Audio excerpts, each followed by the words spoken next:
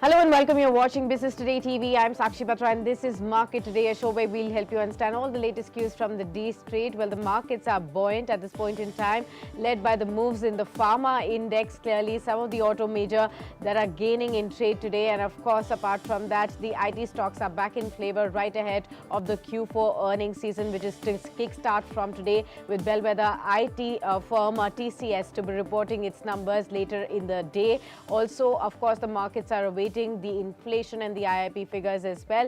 Right ahead of that, supportive global cues that are leading to this rally in the markets continuing for the 8th consecutive session as we speak. Now look at the Sensex right now, 60,274. That's the level at which the Sensex trading at. 117 points up in trade, about 50 points of a move on the upside for the Nifty as well. It's 17,770. That's the level for the Nifty right now.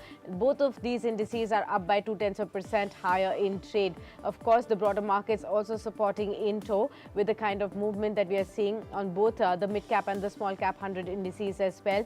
In terms of the kind of move that we are seeing on the small cap 100 index, that's the one that's moving in closer to its day's high level. I mean, you can see a 0.6% of an uptick for that one, although slightly off that top point of the day. The mid cap 100 index also about 0.5% higher in trade. The stocks that are moving in trade today in terms of the top Nifty 50 gainers include the likes of Divis Laboratories, that's sharply up by 7.5% today. Bajaj Auto is back in flavor, 2% higher. Adani stocks are also moving up. Adani Enterprises up by 2%. 1839, that's the level at which the Adani Enterprises stock is trading at. Dr. Reddy's again from the pharma pack, that's moved up higher today, and Asian Paints, that's also improving in trade. On the downside, you do have some of the FMCG majors like Nestle not really contributing, oil and gas majors like ONGC, Power Major, NTPC, IndusInd Bank and Power Grid also. In fact, these are the laggards in today's trading session. But time now to welcome our guest on the show. Mr. Avinnash Gorakshakar joins in. He's the Director of Research at ProfitMart Securities. Welcome, Avinnash, and thank you so much for taking the time out for this discussion. Well, we've been up for 7 straight sessions until yesterday. Today is the 8th consecutive day when the markets are looking buoyant. Are you looking at the markets in a constructive fashion as of now, or do you still see a chance of the rally really getting derailed with the kind of macro data that we are awaiting and the earnings, season numbers that we are awaiting as well? Yeah, I think, Sakshi, first of all, I think, this last 7, 8 days upside which we are seeing in the markets is also largely driven by the fact that, liquidity from the FIs has again turned positive. So I think to a large extent, the markets have been, given the FI kind of buying support. And most of the, negatives which were there earlier are now more or less factored into the current prices and valuations. So I don't see any major kind of negative surprise coming in as of now.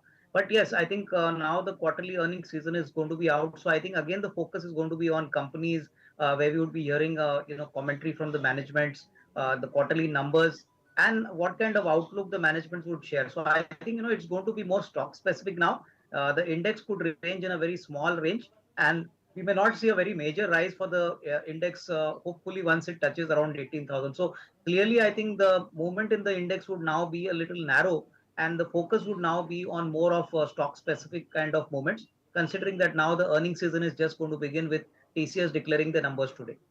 Absolutely. You pointed out right, and that's what our focus on this show is also to be understanding what kind of expectations can we have from these big bellwether companies from the IT pack as far as the earnings are concerned. Now, TCS will come out with the numbers today itself. Now, it's generally a weak quarter for the IT sector, but how telling an impact do you really see on the sector as a whole before we come to the specifics of each of these companies because of the global slowdown for one, a cut in the IT spends in general, and this would have been further beaten down sector as well, and also the banking crisis that would have an impact. So how do you think it's going to really pan out for the sector as a whole?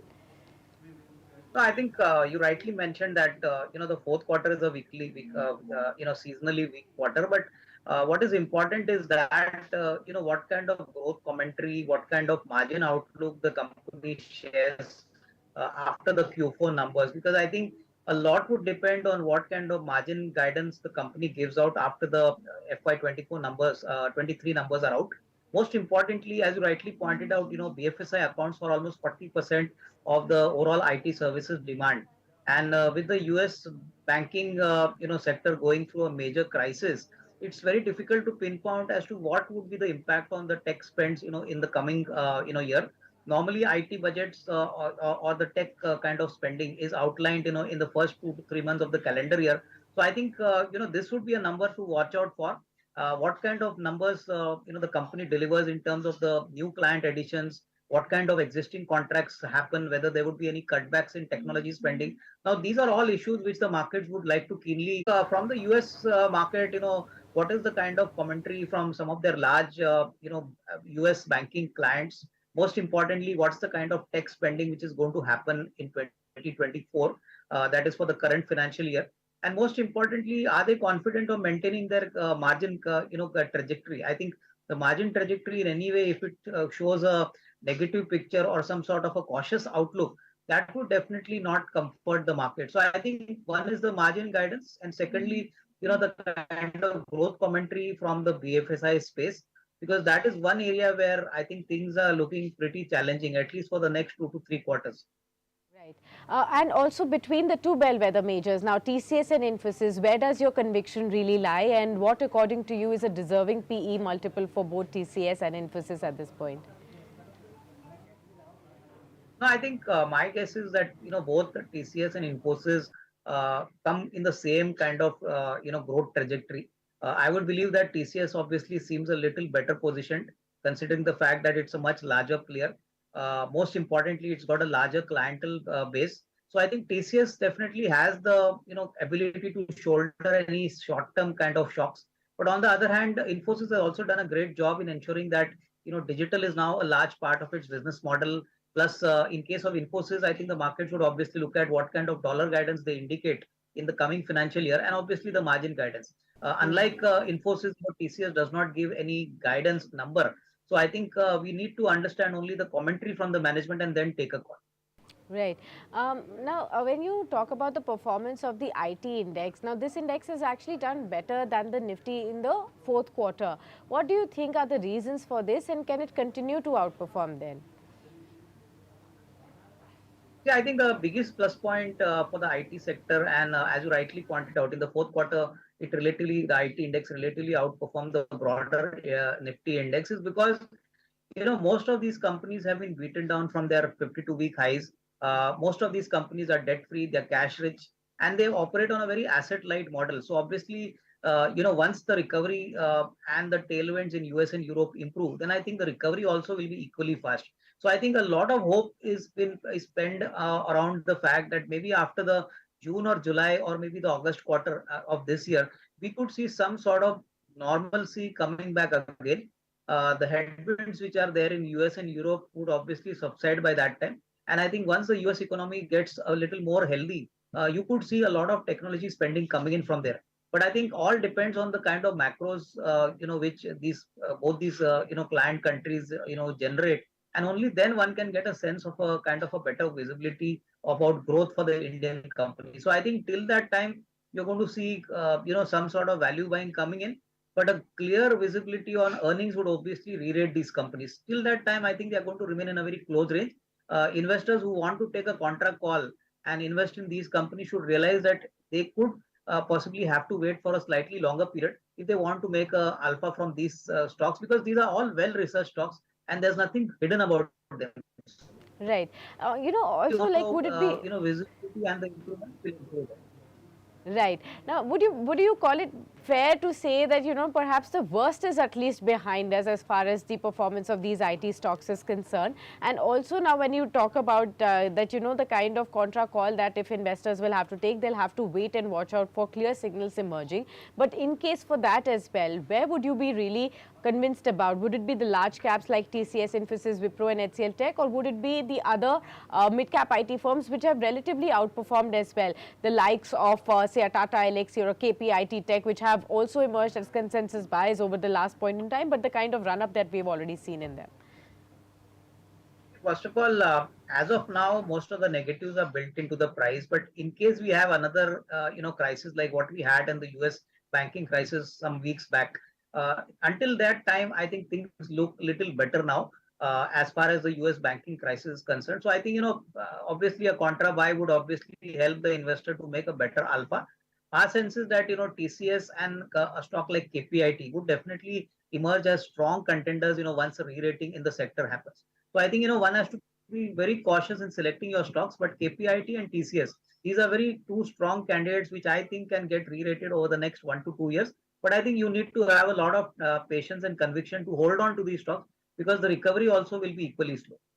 Right.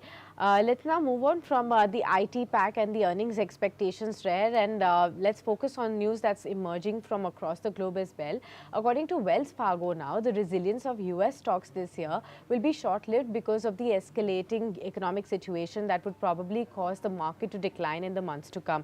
According to the bank, the S&P 500 will now have a 10% correction during the next 3 to 6 months, and the benchmark for US stocks would have then reached a level close to the November lows of 3,700, and the S&P 500 is up roughly about 7% this year, driven by the drop in treasury yields and a perceived pivot by the Federal Reserve on the interest rates as well. But the recent rally has started to lose steam as investors await a murky earnings season and concerns around the financial systems linger as well. Now, apart from this, we also have the International Monetary Fund that has now cut India's GDP growth forecast for the financial year 24 by 20 basis points to 5.9%. Now, the latest forecast is also lower than that of RBI's projection of 6.4%. The IMF really expects that India's retail inflation is going to be 4.9% in FY24 and then 4.4% in FY25. In its World Economic Outlook report, the IMF has also lowered the forecast for India for 24-25 fiscal year as well to 6.3% from earlier projections of 6.8% as well. How do you really look at this gamut of news flows that are coming from across the globe as well with respect to the global markets performance and on the growth slowdown concerns as well? And could it be a major worry for the Indian markets going forward? Yeah, I think Sakshi, my sense is that if this year we have a normal monsoon, hopefully where the Met Department has recently said that despite the El Nino factor, we could be having a normal monsoon. So I think this is going to be a key trigger point for the Indian economy because I think all domestic focused industries as well as rural based industries would definitely do well if there is a normal monsoon because that would actually generate a lot of demand. And my sense is that companies which are into the export market and which obviously have a large export exposure would obviously underperform. So I think, as far as the domestic sectors are concerned, especially if we talk about the automobile macro economy front, specific sectors would continue to do well, which are largely domestic focused. On the export side, we could see a little bit of underperformance because if Europe and US do not recover, then I think it's quite obvious that even Indian companies who cater to these customers are bound to suffer in terms of volumes and obviously in terms of profitability margin. So I think one has to take a broader perspective of focusing on the domestic focused sectors. I think that would be a better strategy in the current scenario.